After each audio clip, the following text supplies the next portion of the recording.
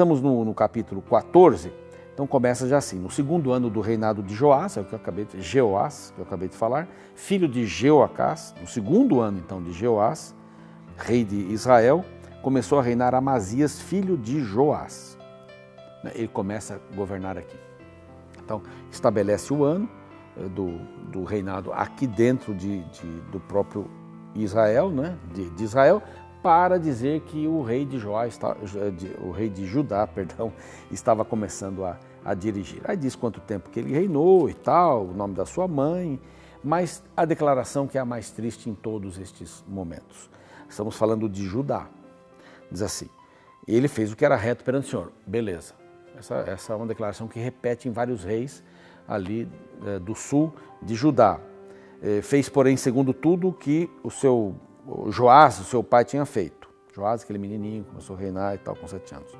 Tão somente os altos não se tiraram, o povo ainda sacrificava e queimava incenso nos altos. Era muito difícil desarraigar isso. E sabe quando isso começou? Não começou ali com os reinados, não.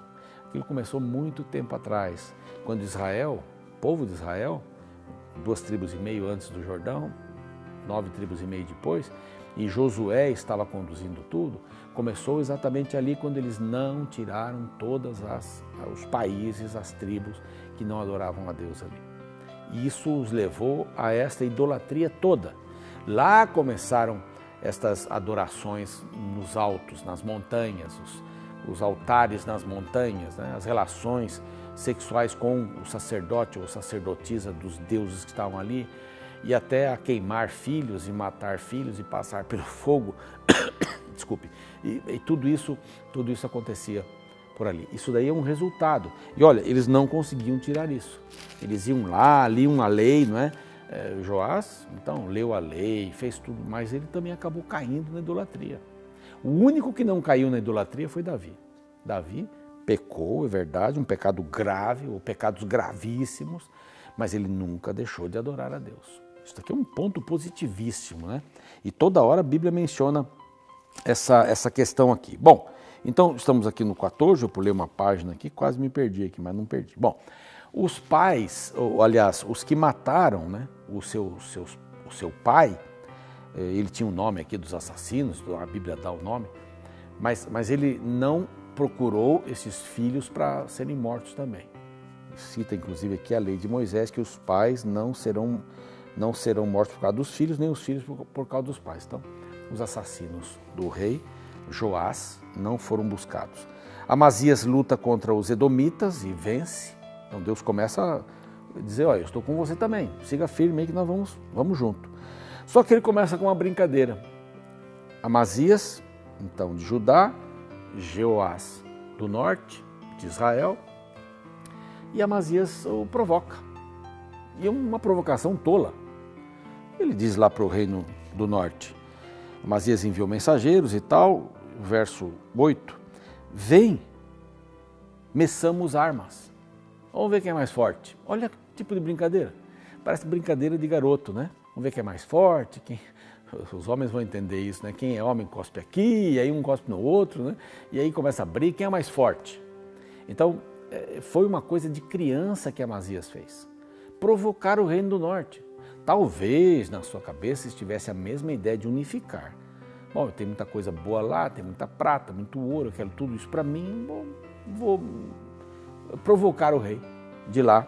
E o rei, esse foi um desafio bastante interessante, porque Jeoás, rei de Israel, respondeu contando uma parábola e disse: o cardo que está no Líbano mandou dizer para o cedro que está lá: dá tua filha por mulher a meu filho, mas os animais do campo que estavam no Líbano passaram e pisaram o cardo. Quer dizer, o cardo não era nada. E aqui o cedro era Israel, né? Mais forte. Diz assim: rapaz, você está se metendo com alguém mais forte que você? Então você não significa nada para nós aqui. Para com isso. Não precisamos entrar nisso. Não quero. Você feriu os edomitas, né? Se você ensoberbeceu o seu coração, está se achando, só porque você lutou contra os edomitas e ganhou, agora você quer tomar todo o nosso reino aqui? Não, vocês vão sair mal, não façam isso. Verso 11 diz assim, mas, porém, lembra? Eu falo sempre do mas, porém, ainda, no entanto, entretanto. Mas Amazias não quis atendê-lo. Subiu então Jeoás, rei de Israel, e Amazias, rei de Judá, e mediram armas, diz aqui, em Bet-Semes, que está em Judá, que fica no território do sul ali. Judá foi derrotado diante de Israel e fugiu, cada um para sua casa. A maior vergonha. E eles foram atrás, Jeoás foi atrás. O muro que cercava Jerusalém caiu. Aqui uns 18 metros de muro mais ou menos caíram, está relatado no verso 13 aqui. Então tomou todo o ouro, a prata, os utensílios que se achavam na casa do Senhor e nos tesouros da casa do rei, como também reféns, e voltou para Samaria. Pronto. Você queria briga para quê? E aqui fala primeiro da morte de Jeoás, né? Depois fala da morte de Amazias, mas Jeoás morreu, os atos dele estão registrados, ele foi sepultado, não dá muitos detalhes aqui da sua morte. Fala da morte de Amazias agora. Ele reinou 29 anos, rei de Judá. Amazias, filho de Joás, rei, viveu 15 anos depois da morte de Jeoás. Então, Amazias ficou mais um tempo, mas ele foi morto por uma conspiração. Ele fugiu para Laquis, e ali mandaram um grupo também e o mataram, tiraram a sua vida. Trouxeram-o sobre cavalos e sepultaram em Jerusalém, junto com seus pais. A morte, né, assim, ele procurou a morte, né? Ele vai procurar empobrecer o reino de Judá, ele vai provocar o reino de Israel, que naquela altura era mais forte do que ele, e para unificar os reinos, só porque ganhou lá dos edomitas. Então, assim, uma atitude infantil, uma atitude muito infantil. Muitas vezes a gente passa por esse tipo de coisa, viu? Você que está vencendo o álcool, o fumo e até as drogas, ou uma tentação em ter um amante, não é? Uma pessoa de fora, flertar com as pessoas que não sejam da sua esposa ou seu marido, né? Seu cônjuge. Você que vive brincando com essas coisas, olha, é um terreno muito perigoso. Isso é mais ou menos comparado a você correr até um precipício, parar na ponte e dizer, não vou cair. Aí você vai outro dia, corre até a pontinha, não, até onde eu posso ir. Sabe que aquela parte vai ficando molinha, né? Se não for de pedra, né? Aí vai ficando molinha. Uma hora você vai ali, pronto, você já criou um fosso. Então não brinque com coisas que você não deve brincar, não é? Mantenha o seu casamento na pureza. Não fique flertando com outras pessoas. Não fique também indo até o precipício e voltando na questão financeira. Não, eu vou só hoje que eu vou tirar esses centavos de 1000 contas, né? Mas não faço mais isso. Só hoje eu vou ficar com o troco. Só hoje. Amigo, não brinque com essas coisas. Amigo, é muito mais profundo, né?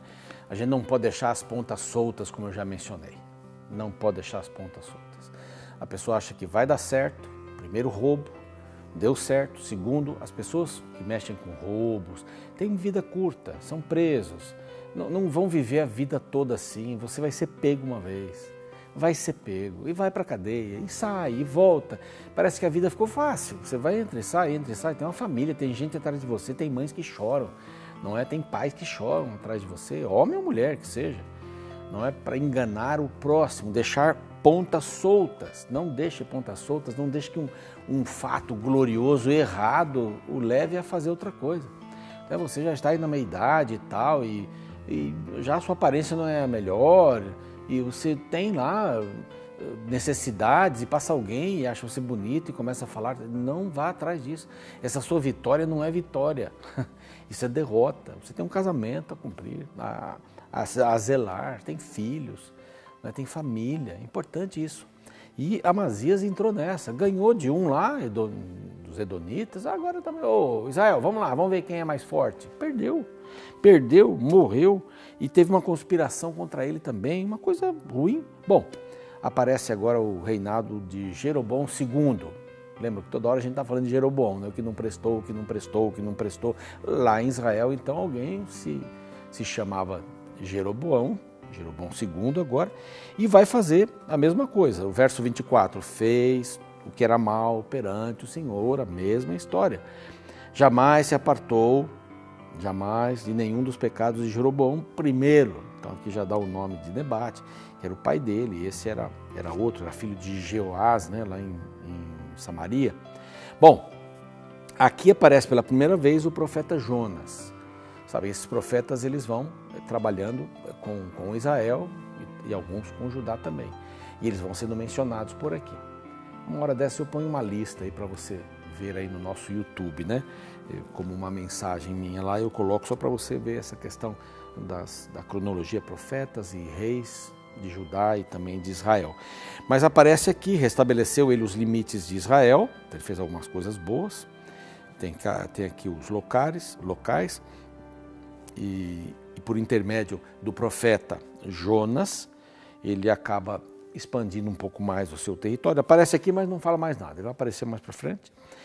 Porque viu o Senhor que a aflição de Israel era muito amarga, porque não havia nem escravo, nem livre, nem quem socorresse Israel. Israel estava sozinho. Semeou, colheu.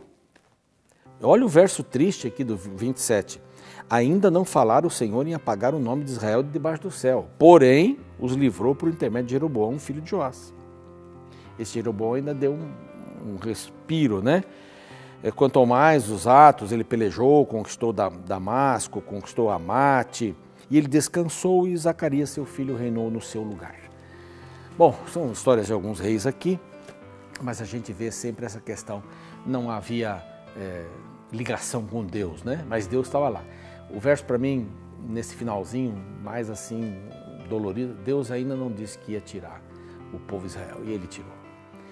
À medida que vamos caminhando para o final do segundo livro de Reis, nós vamos vendo que Deus vai tirando, e como nação, já a primeira parte de Israel, a parte do norte, já desaparece.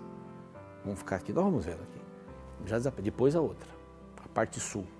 Então Deus usa a Síria, usa a Babilônia, para dar uma espalhada no pessoal, porque eles não tinham reagido conforme Deus queria espiritualmente.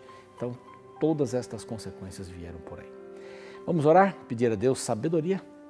Pai querido, dá-nos sabedoria para entendermos quando deveremos te buscar para a direção da nossa vida e o quanto, né, devemos fazer isso, para que realmente tenhamos uma vida pautada, dirigida pelo Teu poder, que não nos encantemos com as vitórias ruins e queiramos vitórias maiores dentro do mal. Dá-nos esta visão por Jesus. Amém.